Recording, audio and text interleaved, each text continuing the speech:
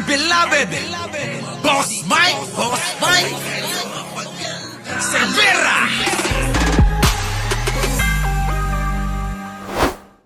Ang DND ang isang illegal na steel plant ng umano'y drug lord na si Tony Yang sa Misamis Occidental.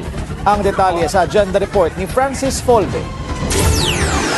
Tinutugis pa rin ang 5 incorporators ng steel plant ng kapatid ni dating Duterte advisor Michael Yang, ang umano'y notorious na drug lord na si Tony Yang. Kita nyo mga kababayan, ano? Oh, eto na ho ngayon, mga kababayan. Galing talaga neto si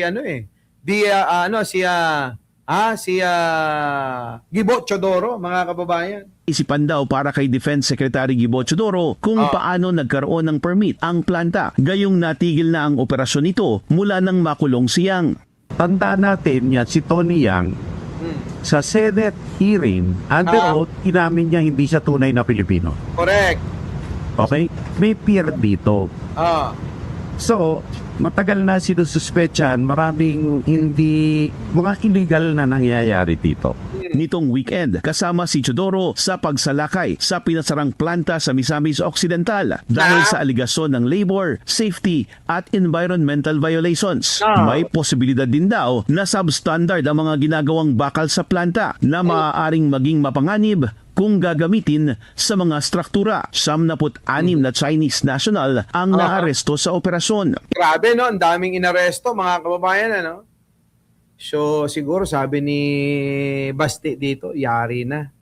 Mababawasan na naman kami ng taripa. Yari na, mga kababayan, ano? Eto ho yung mga pinagkukuhanan ng mga Duterte. Etong pamilya ni Michael Yang, na katropa ni Digong, na ginawang ginawang advisor pa. Grabe, no? Economic advisor, mga kababayan, kung di ba naman si Raulo yan, si Duterte, doon pa lang malalaman yun na may illegal silang ginagawa ang daming pera, mga kababayan, ng mga pinagkukuha ng mga yan. Tuloy. Itinuring din itong national security threat dahil malapit lang ang planta sa isang itinatayong Philippine Navy facility. Bukod sa at-large na incorporators, binalaan din ni Secretary Gibo ang iba pang kasabwat ni Tony Yang. Kung may magtatangka, talaga ulitin ko, na makialam dito na hindi tama, kakasuhan namin. Nako! Lumayo-layo ka na kayo, mga Duterte. Yung mga abogado ng mga Duterte, baka gusto nyo namang abogaduhan, etong na-discover na ito. Alam naman namin na kaalyado nyo. Ngayon, paano ngayon nito? Kakasuhan daw. Nako! Ano kaya masasabi nila, Pulong? Pulong! Ano masasabi mo ngayon dito? Nako. Delikado, Matindi, mga kababayan, biruin nyo, mga kababayan, gumagawa ng substandard na bakal. Tapos kasi ang nangyayari niyan, ibinibenta sa merkado. Yan yung mga ginagamit natin sa mga bahay, sa mga pinapatayo nating mga istruktura, substandard pala. Paano ko pagka nagkaroon ng isang malakas-lakas na lindol, tapos substandard yung bakal na ginamit nyo, may posibilidad na mabengkong. At pag nabengkong yung bakal, giba ang bahay nyo. Ganon, mga kababayan ko. Marami pa hong iba. Paano kapag ginamit yan sa matataas pa? Diba? Halimbawa, ginamit sa condominium na umaabot ng 80 palapag. Tapos ang ginamit, substandard. Yari, mga kababayan, si Libayan na lang daw. Siguradong talo na yan, Gerardo. Hindi nga manalo-nalo sa debate. Gagawin pang abogado ni Yang. Wala. Sigurado, ang pupunta niyan kulungan na agad. Nakuha nyo, mga kababayan. So, napakadelikado. Malamang, mga kababayan, baka nagagamit pa ako, duda ko, baka nagagamit pa itong negosyo ng kunyari bakal-bakal, pero sa mga shipment ng droga pala. So mga kababayan, marami. Alam nyo mga kababayan, mga negosyo, nako, maraming kalokohan dyan, baka akala ninyo. Dyan nga lang, meron tayong, wag na nga. Sipin nyo maigi yan, maraming paraan ang mga sindikato para sila ay makagawa at makabenta ng mga epektos. Diba? Parang isipin nyo na lang yung mga napanood natin sa mga pelikula. Diba? Pabrika, tapos biglang may darating na kargamento, yung mga kunyari, mga stop toys, pero mga kababayan, nakasiksik pala doon, yung sandamakmak na kilo-kilo na shabu. Kilo-kilo ng cocaine. Diba mga kababayan, hindi naman tayo, bata pa Diba? Yung mga stop toys, mga nakasiksik doon, puro droga ang laman. Ang tindi, mga kababayan, nakakaya nilang sikmurain yun. Ang tanong, di ba nga, sino ang tropa netong sila, Michael Yang? Ang tropa ho netong mga ito ay sila, yan. Nasaan, yan. Yung magkapatid na yan. Ito si Michael Yang. Ito naman si yung kuya niya. Sanay sa sindikato itong mga ito Di ba? Sanay sa sindikato. Yung sa LED lights, nako, oo. Grabe ang mga yan, Matindi. Sige, panoorin nga natin uli mga kababayan. Isa pang pasada. Tinalakay ng DND ang isang illegal na steel plant ng umano'y drug lord na si Tony Yang sa Misamis Occidental. Ang detalye sa agenda report ni Francis Folde. Tinutugis pa rin ang 5 incorporators ng steel plant ng kapatid ni dating Duterte advisor Michael Yang, ang umano'y notorious na drug lord na si Tony Yang. Palaisipan daw para kay Defense Secretary Gibo Chodoro kung paano nagkaroon ng permit ang planta, gayong natigil na ang operasyon nito mula nang makulong si Yang. Kita nyo, paano nga naman nagkaroon ng permit yan? Alam nyo na. Alam nyo na. Malakas kay Duterte yan Tandaan natin yan, si Tony Yang, sa Senate hearing, under oath, inamin niya hindi siya tunay na Pilipino. Correct. Okay? May peer dito. So, matagal na sinususpetsahan, maraming mga illegal na nangyayari dito. Nitong weekend, kasama si Chodoro sa pagsalakay sa pinasarang planta sa Misamis Occidental. Nakita nyo, sabi, marami na daw report na mga nangyayaring mga illegal na transaksyon na gawain dyan po sa pabrika na yan, mga kababayan. Grabe, no? Dahil sa aligasyon ng labor, safety at environmental violations. May posibilidad din daw na substandard ang mga ginagawang bakal sa planta na maaaring maging mapanganib kung gagamitin sa mga struktura. Ang daming violation, mga kababayan, Ang daming violation, 66 na Chinese national ang naaresto sa operasyon. Itinuring din itong national security threat dahil malapit lang ang planta sa isang itinatayong Philippine Navy facility. Bukod sa at-large na incorporators, binalaan din ni Secretary Gibo ang iba pang kasabwat ni Tony Yang. Kung may magtatangka, talaga ulitin ko, na makialam dito na hindi tama, kakasuhan namin. Patay. Na obstruction of justice. Nakarating na rin daw kay Pangulong Bongbong Marcos ang nangyari. Para sa agenda. Kita nyo, hindi kayo sasantuhin ng mga yan. Abay, number 1 ho si Gibo Chodoro sa mga cabinet secretary ni Pangulong Bongbong na best performer na cabinet secretary. Si Gibo Chodoro, mga kababayan ko. Kita nyo? Yan, mga kababayan. Ito pa. Ito, walang iiyak. Mga kababayan, masamang balita. Masamang balita, mga kababayan ko. Sana walang umiyak. Ano yung Boss Mike? Ito, mga kababayan ko. Walang iiyak, walang iiyak, walang iiyak. Grabe, ito na. Pasok. Mahaba ng posisyon sa impeachment court din ang tuloy Matapos ang ilang buwang pagsusubaybay sa mga reklamo Wala. laban kay VP Sara sa Kamara, formal nang nag-convene ang Senado para sa kanyang paglilitis. Narito ang Dali agenda haba ng Oh, wait lang. Hindi yan. Oh, wait lang Hindi yan Mali. Ito, yan Ito na.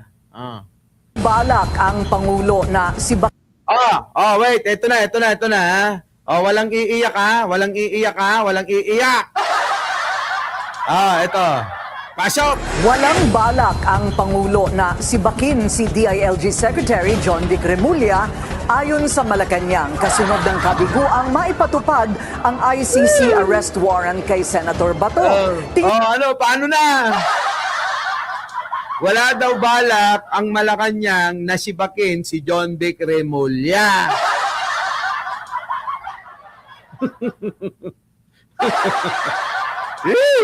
Ano? Ha? Narinig nyo naman Gusto nyo pa bang ituloy ito? Tutuloy pa ba natin tong talakayin na ito? Wala Wala daw bayak Wala Ito na Bakit naman Wala Wala tayong magagawa Walang balak ang Pangulo na sibakin si DILG Secretary John Vic Remulla ayon sa Malacanang kasunod Paano ngayon? Ayaw ni Pangulo siguro, walang maniobra ni Pangulo ng gano'n, ano? Siguro, unawain na lang natin si Pangulo. kasi mga kababayan, umaasa tayo at maraming nagsasabi na mapapalitan na si John Vic Remulla, no? Ngayon, mga kababayan, kita nyo, no?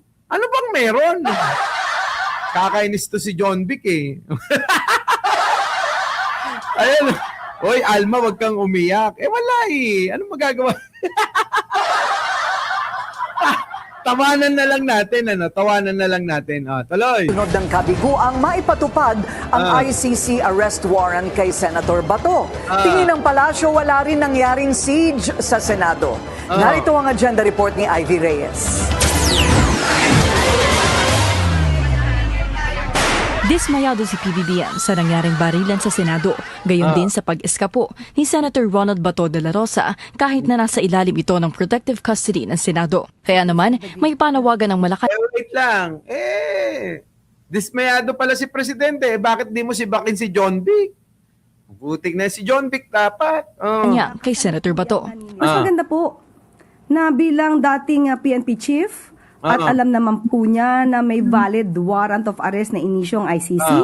At katulad ng sinasabi dati ni Senator Robin Padilla, kung walang kasalanan, lumabas. Yun na nga Yun na nga. Kaya lang nga ayaw nga Tumakas pa nga di ba? Di ba, Teresita Tan, Tumakas pa nga. Tapos hindi pala matatang... Naku, ewan ko ba? Nabibwisit din ako Nabibwisit ako, mga kababayan. Parang gusto kong tawagan si Pangulong Bongbong, Oo, 'di ba? Tawagan kaya natin si Pangulo. Di ba? Sabihin natin dismayado.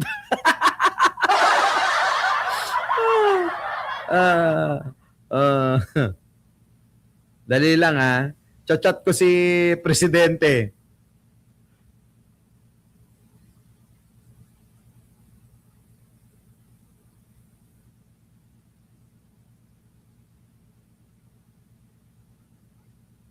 Di ba? Chinat ko, bakit ba kasi ganun, nakakainis? Tuloy! Tinutukoy ng palasyo rito ang ngayon viral na video ni Senator Robin Padilla kung saan nanawagan itong sumuko na si dating Senador Antonio Trillanes kaugnay ng Oakwood Mutiny at Manila Peninsula Siege. No comment naman ang Malacanang nang tanungin kung sang-ayon ba ito sa mga haka-hakang staged ang barilan. Pero tinabla nito ang pahayag ni Senate President Alan Peter Cayetano na inatake raw ang Senado. Senate siege.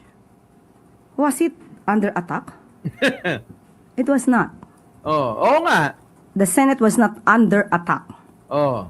You can see that from the news. Alam na namin yan, Music Claire eh. Ang gusto naming malaman, si John Vic. Ano ba yan, si John Vic? Sobrang lakas ba ni John Vic? Di ba, mga kababayan, ano? Parang, siguro, baka naman na talagang masunurin si John Vic na hindi natin alam.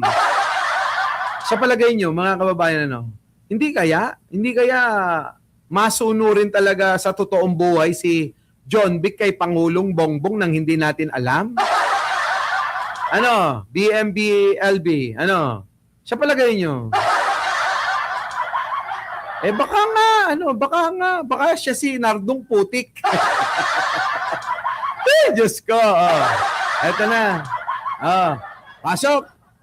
Not only from the statements of the NBI and PNP, it was only the statement made by Senator Alan Cayetano. So as far as we are concerned, as far as the government is concerned, Senate was never under attack. Tiwala pa rin daw si PBBM kay DILG Secretary John Vic Remulla sa harap ng mga panawagang magbitiw na ito sa pwesto. Wala rin daw pagkukulang ang gobyerno kahit na huminto itong iserve ang ICC arrest warrant para kay De La Rosa noong May 11. Dito raw makikita kung sino sa pagitan ng NBI at Senado ang rumerespeto sa isang institusyon. Kita nyo mga kababayan, itong mga senadong tagagawa ng batas, syempre, ang hindi rumerespeto sa konstitusyon, sa batas. Ewan ko. Oo. Sige na mga kababayan at balik tayo mamaya. Oo, pupunta muna ako ng Malacanang at itatanong ko kay paring John Vic. Ay, kay Manong Bongbong pala, no? Pupunta po muna ako ng Malacanang ngayon at tatanungin ko si paring Bongbong. Manong Bongbong, ha? Bakit si paring John Vic hindi matanggal-tanggal, ano? Ano po? So paano, mga kababayan, maraming salamat po sa inyong pagsamang muli. Bago tayo maghiwa-hiwalay, huwag niyong kalimutan na mag-like, mag-share, at sa mga hindi pa nakakapag-subscribe, subscribe na! Maraming salamat po. Our beloved Boss Mike Cervera.